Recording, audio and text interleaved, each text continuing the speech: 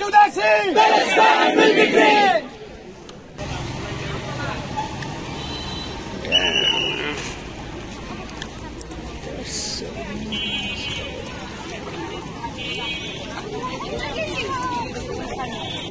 আজ এমন একটি সময় আমরা উপস্থিত হয়েছি যেখানে সাধারণ একজন মানুষ কাঁথাতে ঘুমাতে পারে না, যেখানে একটি শিশু তার মামি মামি করে চিৎকার করে, যেখানে একটি মা তার সন্তানকে হারাচ্ছে, যেখানে একটি লাশ একদম নির্ভয়ে ঘুমাতে পারে না।